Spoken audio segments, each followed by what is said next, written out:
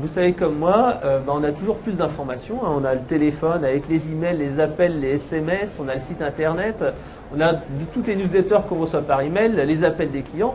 Bref, on a beaucoup d'informations et il faut aller à l'essentiel et vraiment se concentrer sur ce qui va rapporter le plus à votre entreprise. Ensuite, on a des contraintes de temps qui sont beaucoup plus fortes.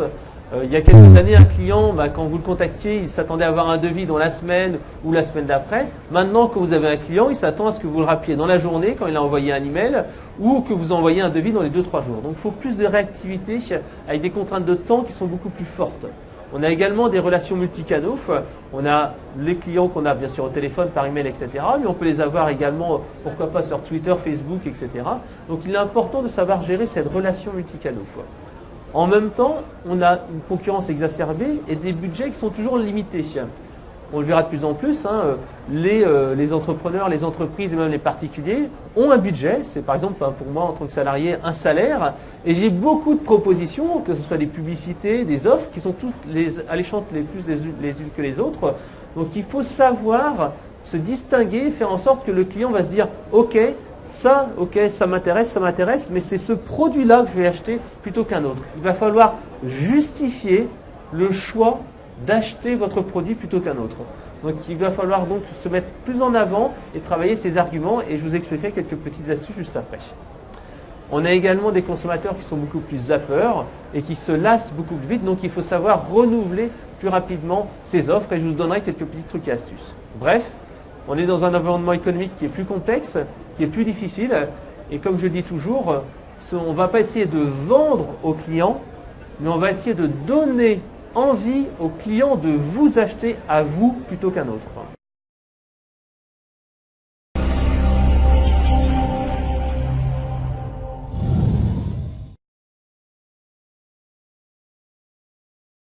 Donc la première chose, c'est déjà valoriser son capital client.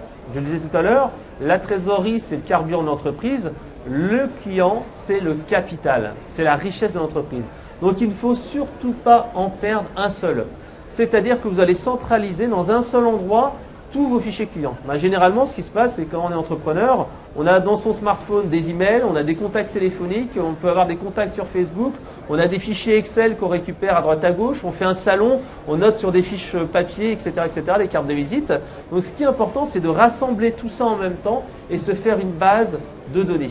Puisque peut-être qu'un client n'est pas intéressé maintenant pour commander, mais qui vous dit que dans 1 mois, 2 mois, 3 mois, ça ne sera pas le cas. Par exemple, ici parmi vous, je pense qu'il y a beaucoup de gens qui ont des projets de création d'entreprise, mais ils ne sont pas prêts encore à créer leur entreprise tout de suite. En revanche, dans 1 an, 2 ans, 3 ans, peut-être que ce projet sera mature, peut-être que l'entreprise aura grandi, et là, ça sera le moment de le contacter. Donc c'est essentiel de maintenir une relation régulière avec ses clients et vous rappeler à leurs bons souvenirs, au lieu de les faire oublier, que ce soit un email d'un de vos concurrents qui les rappelle qu'ils ont besoin de tel problème ou tel besoin, et donc à ce moment-là, vous manquerez la vente. Donc essentiel, centraliser toutes vos données dans un fichier unique où vous pourrez en fait rajouter des données et faire des communications régulières. Ensuite, ça sera d'historiser les échanges. Par exemple, un client, vous l'avez en face à face, il vous dit j'ai besoin de telle chose, mais pour l'instant, vous n'avez pas le produit, vous n'avez pas le besoin, ou il n'y a pas de besoin qui est encore chez le client. Vous devez historiser ces données-là et être capable après de les extraire et se dire, tiens, je n'ai pas le produit maintenant, mais je l'aurai dans 6 mois. Dans 6 mois, je dois être capable de dire, tiens, je vais pouvoir faire une promotion ciblée sur ces clients-là. Je dois être également capable de me souvenir de ce que j'ai fait avec mes clients. Quand j'ai quelqu'un en face à face maintenant et qui me dit, tiens, je suis créateur d'entreprise dans tel secteur d'activité, si je le rappelle dans 1 mois, 2 mois, 3 mois, je dois être capable de me souvenir, tiens, vous étiez dans tel secteur, vous avez tel besoin, où est-ce que vous en êtes? Non seulement ça va valoriser votre expertise, mais en plus, le client va dire, ouais, j'ai vraiment affaire à un professionnel, quelqu'un qui s'intéresse à moi, à mes besoins. Donc c'est très essentiel là-dessus d'avoir une relation personnelle avec le client. Ensuite, c'est l'écoute de ses clients. Parce qu'en fait, l'environnement économique change, bouge.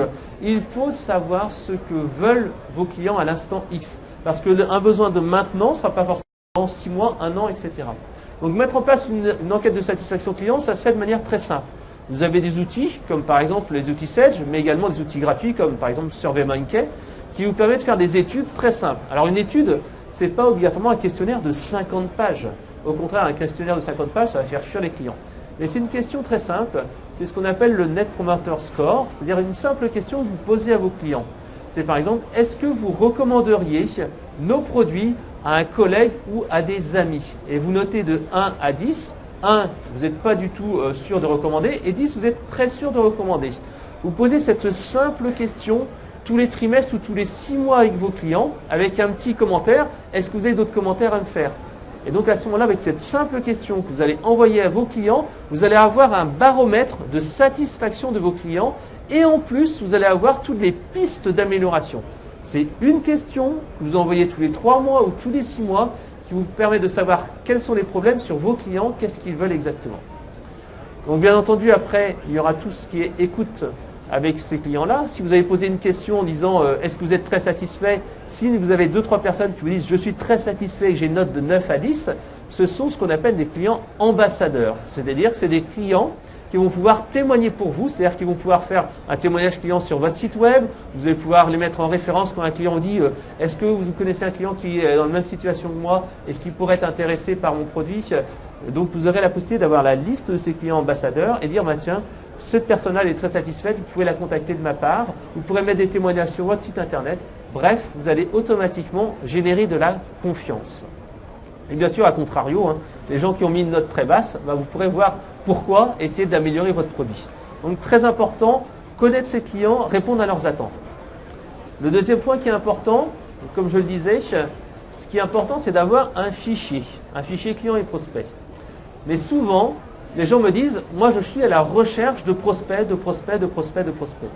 Or, en fait, la meilleure source de prospects, ce n'est pas acheter des fichiers prospects ou aller à la recherche de prospects, mais tout simplement de vendre plus et mieux à ses clients existants. Tout simplement parce que vous allez rassembler vos fichiers prospects et clients et vous allez surtout essayer de vendre plus à vos clients existants, faire une montée en gamme, vendre des produits supplémentaires, vendre des produits accessoires.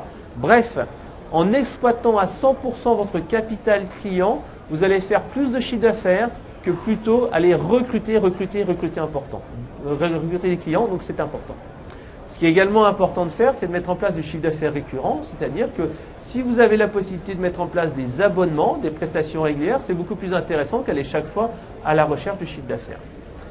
Également, à travers nos applications, vous aurez la possibilité de faire de la segmentation. D'une part, segmenter, vous dire voilà, mon client type, c'est tel type d'entreprise, et donc je saurai que c'est ces clients-là, et je vais essayer d'en recruter un maximum.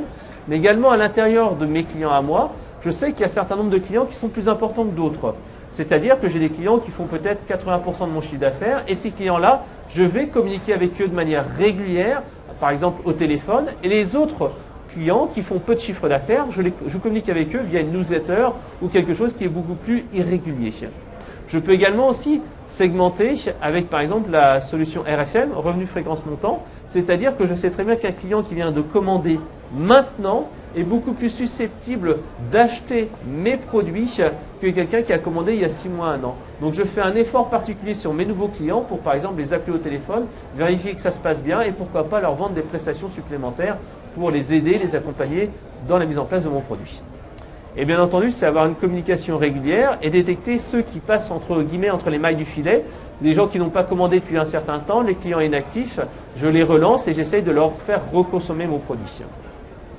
Ça sera également essayer de générer plus de ventes en identifiant les sources de trafic. Avec nos outils comme par exemple Sedge CRM, on peut savoir sur un salon comme ici, le salon des entrepreneurs, combien de contacts j'ai eu, combien de prospects en fait sont vraiment chauds pour acheter et combien de ventes derrière j'ai fait. Donc je sais où je dois mettre mes efforts et où je dois véritablement investir de l'argent au lieu de courir tout le temps partout autour et de ne pas faire en fait des actions qui vont vraiment rapporter du chiffre d'affaires.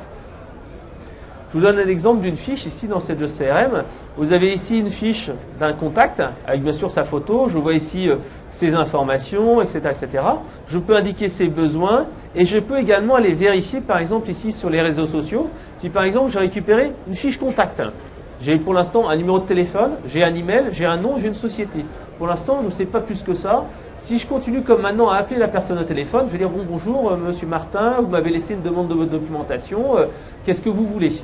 Ce que je vais faire, c'est au contraire, je vais aller me renseigner. Par exemple, je vais aller sur LinkedIn ou Viadeo et je vais voir quel est le profil de mon contact. Est-ce que c'est un décideur? Quel a été son parcours? Quels sont ses besoins, etc., etc. Et je vais préparer mon discours en amont et je ne vais pas être juste un simple inconnu qui va essayer de lui vendre quelque chose, mais je vais déjà préparer une solution clé en main pour lui. C'est également être ouvert 24 heures sur 24 et 7 jours sur 7. La réactivité est essentielle. C'est pouvoir, par exemple, mettre en place ici, comme chez nous, donc un site web, certes, avec un site où on peut vendre des choses, mais aussi également, par exemple, assurer un service client 24 heures sur 24. Ici, avec nos solutions, on peut très bien loguer une demande d'aide, une demande d'assistance. Le soir à minuit, la personne peut suivre ensuite sa demande. Si elle est traitée ou pas, on lui envoie des messages automatiquement. Donc on est comme ça plus proche de ses clients et même quand vous dormez, votre site internet et votre solution d'extranet est là pour répondre aux besoins des clients. On peut même mettre en place une FAQ. Le but étant de devenir plus qu'un simple fournisseur, c'est véritablement devenir un partenaire. Comme je le disais, c'est ajouter de la valeur autrement que par le prix. Ça peut être par du service, de la proximité, de la réactivité.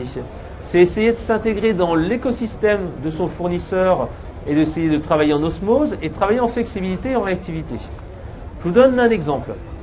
C'est l'entreprise Jordanen qui est en fait du côté de Nantes, qui travaille dans les objets publicitaires. C'est une entreprise qui est dans un secteur concurrentiel qui est vraiment très dur. Les objets publicitaires, on en trouve à tous les prix, de toutes les couleurs, etc.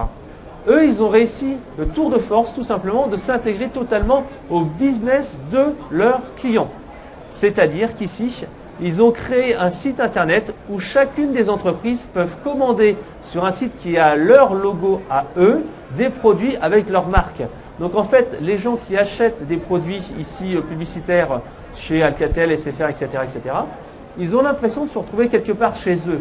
Donc ils n'achètent pas des objets publicitaires comme ça X, Y, Z, ils ont véritablement l'impression que c'est un site qui est fait pour eux, qui est vraiment adapté à leur marque et à leur activité. C'est un exemple de proximité qu'on peut mettre en place avec ses clients et de voir comment on peut s'intégrer encore plus dans leur business. Ça, c'est la partie un petit peu défensive, mais c'est également la partie offensive qu'il faut travailler. La partie offensive, c'est apprendre à contrer ses concurrents. Alors, contrer ses concurrents, c'est très simple. Ça se met via la mise en place de battle cards. Les battle cards, qu'est-ce que c'est? C'est tout simplement une fiche synthétique par rapport à un concurrent donné, où on met en place toutes ses forces, tous ces éléments différenciateurs, et quelque part, on est en train d'indiquer au client pourquoi commander chez moi plutôt que chez la marque X. Et avec cette battle cards, comme ça, à chaque fois qu'il y a un client qu'on a en face de soi et qui nous dit « Oui, j'ai vu votre produit, mais également la marque X, pourquoi je commanderai chez vous ?» Et là, vous avez les arguments et vous êtes tout de suite prêt à ici répondre aux demandes et à justifier pourquoi acheter chez vous plutôt qu'un autre. C'est également travailler au niveau du partage des bonnes pratiques. De plus en plus, le métier de commercial ou le métier d'entrepreneur va être de partager l'information. Ce n'est pas travailler dans son coin et garder l'information pour soi, mais la partager pour faire partager tout le monde en fait des bonnes pratiques sur la vente. Donc par exemple, au niveau des techniciens, ils vont pouvoir avoir dans une base de données centralisée l'ensemble des informations et des remontées qui permettront d'être beaucoup plus efficaces et beaucoup plus pertinents par rapport aux concurrents. C'est également chasser sur les terres de ses concurrents. Par exemple, on a un de nos clients qui est dans le domaine de la bureautique et il a mis en place dans sa fiche client ici, donc non seulement les produits qu'il a chez son client, il fait par exemple des photocopieurs, mais uniquement par exemple que les photocopieurs noir et blanc, pas le photocopieur couleur, pas les imprimantes. Il est capable en fait d'avoir chez chacun de ses clients le nombre en fait de produits qu'il a chez eux et les produits qui ne sont pas encore chez lui. Et comme ça, ici, par exemple, il sait que le client est sensible à tel type de produit et qui fait beaucoup de BL, qui fait beaucoup d'impression couleur, etc., etc. Et il sait comme ça que le client a donc un potentiel inexploité pour l'instant parce que c'est un concurrent qui est chez lui pour l'instant, mais qu'à une date donnée, il sait que le contrat d'assistance chez l'autre client va s'arrêter à telle date et donc il est capable de le rappeler 1 mois, 2 mois avant la fin de ce fameux fin de contrat d'assistance, et il appelle au téléphone, il dit voilà, on avait discuté ensemble sur vos photocopieurs, on sait que vous passez actuellement par la marque X, mais moi je vous propose une offre qui est beaucoup plus intéressante, et n'hésitez pas à en profiter maintenant parce que c'est dans 3 mois que vous allez renouveler votre contrat avec l'autre. Donc comme ça lui permet d'augmenter son taux de pénétration chez chacun de ses clients, et donc d'améliorer la valeur qu'il va faire pour chacun des clients qu'il a dans son portefeuille. Le travail doit également se faire au niveau de l'accélération du cycle des ventes. C'est-à-dire qu'au lieu de rappeler le client quand c'est lui qui vous appelle et qui vous envoie un email en disant « Est-ce que vous avez fait mon devis ? Je suis prêt à commander », c'est beaucoup plus important d'être proactif et d'avoir des rappels et relances qui vont vous permettre de savoir quand il faut exactement rappeler un client. S'il vous dit « je suis prêt à commander la semaine prochaine à 15 h », vous le rappelez la semaine prochaine à 15 h. Donc vous êtes capable comme ça d'être beaucoup plus efficace, beaucoup plus pertinent. Mais c'est également travailler aussi au niveau de vos offres, comme je disais au niveau de la segmentation, pouvoir distinguer dans votre base client les gens qui sont intéressés par tel produit et tel produit et faire des tests, ce qu'on appelle l'A/B testing, c'est-à-dire qu'on va tester deux variantes, par exemple d'un email, avec un objet qui s'appelle promotion spéciale moins 20% et l'autre qui s'appellera le produit A à 50 €. Donc vous allez pouvoir comme ça être beaucoup plus efficace, beaucoup plus pertinent parce que vous pourrez voir ce qui marche le mieux. Donc mettez en place ces simples tests qui vous permettront d'être beaucoup plus efficace, beaucoup plus pertinent auprès de vos clients. C'est également de mettre en place la facturation à l'abonnement comme je le disais tout à l'heure. C'est de mettre en place de la prestation récurrente puisque vous n'aurez pas à aller tout le temps à la chasse aux prospects, mais vous allez pouvoir récupérer du chiffre d'affaires régulier. Par exemple, on voit de plus en plus sur Internet des gens maintenant qui commencent à vendre des abonnements pour des produits qui étaient avant achetés one shot. Par exemple, vous recevez tous les mois une sélection de chocolat, vous recevez tous les mois une sélection de thé. Vous pouvez comme ça recevoir des sélections de vêtements, etc., etc. Bref, la mise en place de produire et de chiffre d'affaires récurrent vous permet d'assurer la croissance de votre entreprise et ainsi d'être assuré d'avoir X € de chiffre d'affaires tous les mois. Bien entendu, nos produits gèrent cela automatiquement. Vous avez la possibilité d'éditer les factures de manière régulière. C'est un petit peu faire comme les opérateurs téléphoniques, SFR, Bouygues, ou même Canal+, etc. C'est d'avoir un chiffre d'affaires récurrent parce qu'on sait très bien qu'un client, comme ça, quand il est abonné chez vous, ça sera de la valeur ajoutée sur le long terme. Après, il s'agira d'automatiser un petit peu cette relation client parce que vous ne pouvez pas tout le temps être en train d'appuyer sur des boutons, envoyer des mails et être au téléphone. Donc, on va pouvoir automatiser les actions grâce aux applications. Je vous donne un exemple.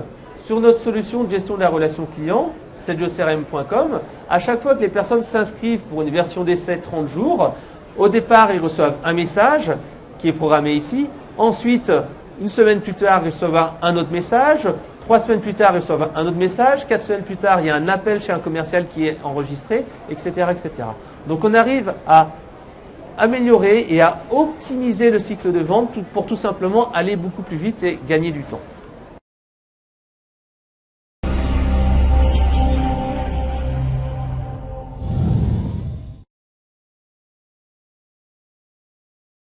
Le pilotage, c'est véritablement indispensable. Comme je le disais tout à l'heure, la trésorerie, l'argent que vous avez dans l'entreprise, c'est le carburant. Si vous n'avez plus de carburant, tout va s'arrêter. Donc vous devez obligatoirement vérifier où vous en êtes dans votre activité avec un suivi régulier et périodique sur les indicateurs clés de votre entreprise. Évolution du chiffre d'affaires, trésorerie, marge, etc., etc. pour comparer le réel par rapport à votre business plan. L'important étant vraiment d'être réactif et de ne pas attendre que vous soyez à découvert ou que votre banquier vous appelle au téléphone pour vous dire « Oh là là, comment je vais faire ?» Il faut anticiper et prendre les bonnes décisions en avance. À chaque fois, si vous avez les bonnes informations sous les yeux, vous serez capable de voir les risques et de voir les opportunités à saisir. Si par exemple, à un moment, je vois que mon chiffre d'affaires ne croît plus, peut-être que je dois recruter un stagiaire, faire appel à un CDD, externaliser, etc. Savoir exactement ce que vous pouvez faire, quel type d'investissement vous pouvez faire. Vous devez prendre vos décisions sur des éléments concrets, pas uniquement du feeling. Si vous avez un portefeuille de commandes qui est de X milliers d'euros, vous pouvez vous dire, tiens, je vais récupérer X milliers d'euros dans 1 mois, 2 mois, 3 mois. Donc maintenant, je peux commencer à investir là-dessus et embaucher ou acheter un produit, une machine à ce moment-là. Je vous ai mis un petit exemple de tableau de bord qui est réalisé à partir de nos applications parce qu'on va récupérer les données du logiciel, on va les récupérer dans Excel et on aura ici une vision. On voit par exemple ici l'évolution du chiffre d'affaires par famille, par article, etc., etc. Mais on peut également aller de manière beaucoup plus pointue dans le chiffre d'affaires. Par exemple, analyser par client les clients qui sont en croissance, les clients qui sont en décroissance. Ici, par exemple, on voit qu'il y a un client Opal qui est à moins 142%. Qu'est-ce qui se passe? Est-ce qu'il y a eu un souci, que le client s'est fâché avec nous? Est-ce que le client a trouvé un fournisseur moins cher, etc., etc. Vous allez pouvoir analyser comme ça en temps réel quelles sont les performances commerciales de votre entreprise. Vous pouvez également bien sûr le voir de manière plus globale pour savoir par rapport à vos produits, quels sont les types de produits que vous vendez le plus, les types de produits que vous vendez le moins Est-ce qu'il y a par exemple des produits que vous surstockez, etc., etc. Des produits sur lesquels vous faites de la marge, par marge, etc., etc. Donc vous avez en temps réel la vision exacte sur l'activité de votre entreprise. Parce que l'essentiel, ce n'est pas uniquement d'avoir un tableau de bord, c'est de passer à l'action. C'est-à-dire que par exemple, si vous voyez que vous avez des produits que vous vendez beaucoup mais avec une faible marge, vous avez plusieurs possibilités. Soit vous dites voilà c'est un prix d'appel et je continue à faire ça, ou alors vous allez faire une petite simulation et vous regardez est-ce que si j'augmente mon prix de 5%, combien ça va me générer de marge supplémentaire. Même si je perds un ou deux clients, peut-être que ça va me faire au final plus d'argent, plus de marge pour moi. Vous pouvez faire ces petits investissements, ces petits ajustements qui vous permettront d'être beaucoup plus efficace et beaucoup plus rentable. Après bien sûr, c'est une vision qui vous permettra de savoir ce que vous pouvez faire au niveau des investissements, des embauches, etc. Voir donc les points faibles et les points d'amélioration. Faire un suivi de vos actions. Si vous faites une promotion, vous pourrez voir si ça vous a rapporté de l'argent ou pas. Si au contraire, en baissant les prix de 20%, vous n'avez pas augmenté de 20% votre chiffre d'affaires, à ce moment-là, ce n'est pas intéressant de faire ce genre de promotion.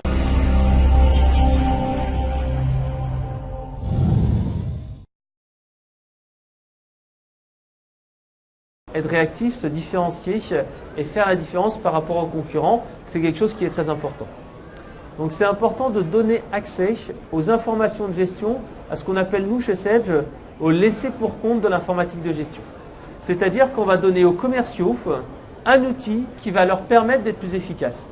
Un commercial vous dira toujours « je suis débordé, j'ai pas le temps, j'ai 30 000 choses à faire, etc. » Ce qu'il faut lui donner, c'est un outil qui va lui permettre de savoir exactement dans la journée sur quoi il va concentrer ses efforts.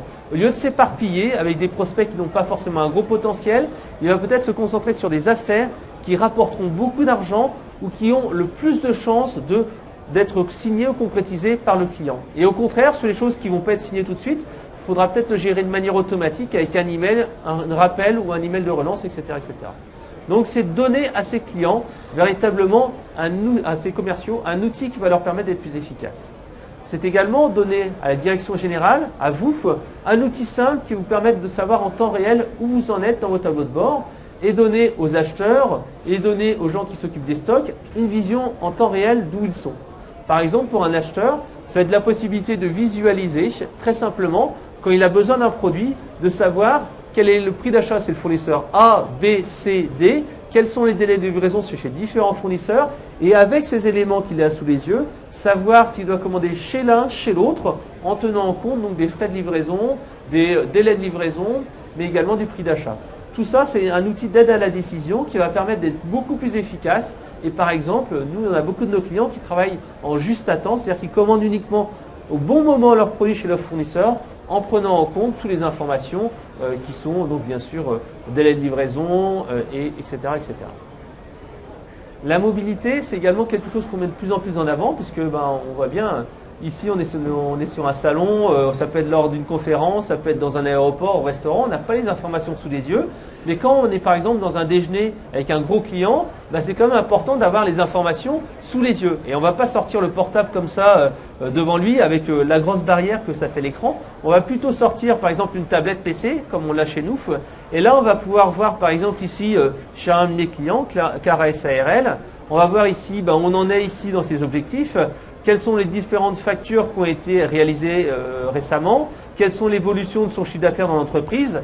Et si on est en train de négocier un prix, on pourra dire, attendez, vous ne m'avez pas réglé la dernière facture, je vois que vous êtes en baisse de chiffre d'affaires depuis telle date, est-ce qu'on peut négocier ensemble?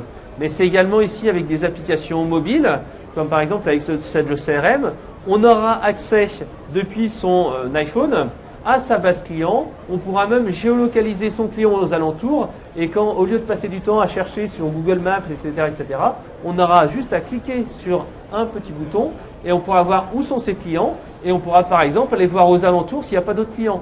Si je me balade en fait et j'ai un rendez-vous avec un client, j'arrive un peu en avance ou je finis un peu plus tôt, je peux en profiter pour aller voir un client qui n'est pas très loin et que je n'ai pas contacté depuis un certain temps. J'essaye d'optimiser mon temps pour gagner un maximum de temps. Mais ça peut être également essayer d'être plus efficace et d'améliorer son taux de concrétisation.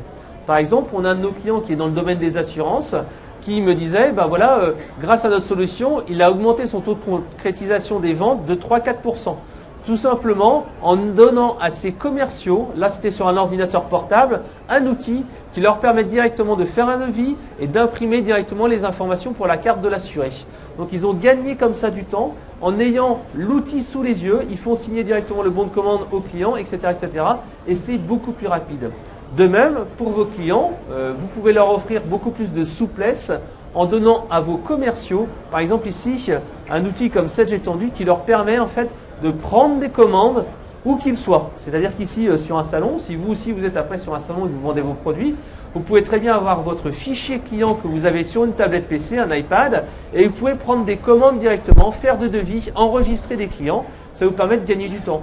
De même, si par exemple vous rencontrez quelqu'un ici sur un salon, vous dites tiens, mon produit vous intéresse, vous avez immédiatement accès à votre agenda, vous pouvez immédiatement caler la réunion, vous pouvez immédiatement enregistrer ce contact dans votre agenda et dans votre base client et il recevra automatiquement vos messages. Donc c'est super intéressant parce que ça permet d'être plus réactif et ne plus faire échapper des ventes parce que la personne aura vu peut-être un autre concurrent plus tard ou vous n'y penserez plus.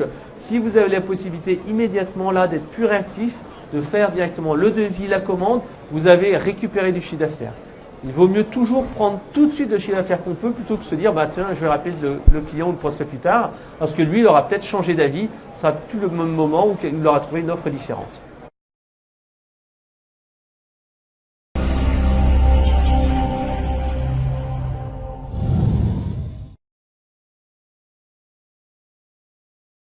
Ce que je voulais vous dire lors de cette présentation-là, c'est bien sûr 3 conseils essentiels. C'est placer vos clients au cœur de votre entreprise, analyser tous les points de contact, soyez plus réactifs. Donc pilotez votre activité, la trésorerie est essentielle, c'est véritablement le carburant de l'entreprise, surveillez vos marges, surveillez les produits, etc. Donc bien entendu, gagnez en réactivité grâce aux outils mobiles. Et bien entendu, le 4e point, pour vous aider, pour vous accompagner, ça sera bien sûr avec des outils professionnels, des outils qui vont faire gagner du temps et bien sûr, pourquoi pas un logiciel Ciel ou Sedge qui vous permettra d'être beaucoup plus efficace. Donc pensez à vos clients, c'est la richesse de votre entreprise. Donnez-vous les moyens de faire croître votre activité parce qu'on sait très bien qu'au début, on peut se débrouiller avec Excel, Word, etc. Mais au bout d'un moment, on aura cette fausse simplicité d'Excel qui verra que vous arriverez à un palier. Vous ne pourrez pas aller plus loin. C'est comme si vous n'embauchiez pas ou vous n'achetez pas une machine. Au bout d'un moment, à force de faire des traitements manuels, du copier-coller, etc., vous perdez trop de temps et vous ne vous concentrez pas assez sur votre business.